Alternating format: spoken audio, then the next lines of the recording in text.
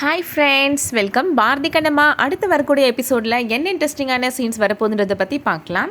பாரதி இப்போது வீட்டுக்கு போகிறாரு. பாரதி வர்றதுக்காக ஹேமா முழிச்சு உட்காந்துருக்குறாங்க. ஏன் டாடி இப்போ என்கிட்டலாம் பேசவே மாட்டேன்றீங்க, நான் என்ன டாடி தப்பு பண்ணினேன் அப்படின்னு கேட்குறாங்க. என் மேலே உங்களுக்கு ஏதாச்சும் கோபமா டாடி அப்படின்னு கேட்குறாங்க. அதெல்லாம் எதுவும் இல்லை ஹேமா, எனக்கு ஒர்க் கொஞ்சம் நிறையா இருந்துச்சு அதனால தான் அப்படின்னு சொல்கிறாரு.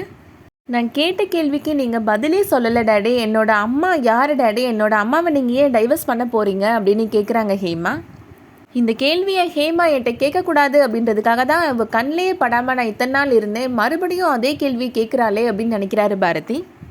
பாரதி இப்போ ஹேமாட்ட சொல்கிறாரு, நான் சொல்ல போகிற விஷயத்த நீ நல்லா புரிஞ்சுக்கோ. உன்னோட அம்மா உயிரோட இல்லை ஹேமா அப்படின்னு சொல்கிறாரு.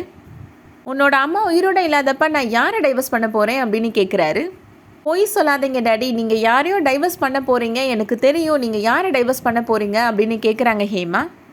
யாரையும் டைவர்ஸ் பண்ணலை ஹேமா அப்படின்னு பாரதி சொல்கிறாரு. அப்போ எனக்கு சத்தியம் பண்ணி கொடுங்க டாடி, நீங்கள் யாரையுமே டைவர்ஸ் பண்ண மாட்டேன்னு சொல்லுங்கள் டாடி அப்படின்னு கேட்குறாங்க ஹேமா. பாரதி இப்போ ஹேமாவுக்கு சத்தியம் பண்ணி கொடுத்துட்றாரு. என்னோட அம்மா உயிரோட தான் இருக்கிறாங்க அப்படின்னு ரொம்ப சந்தோஷப்பட்ட ஹேமாவுக்கு இது பெரிய ஏமாற்றமாக இருக்குது.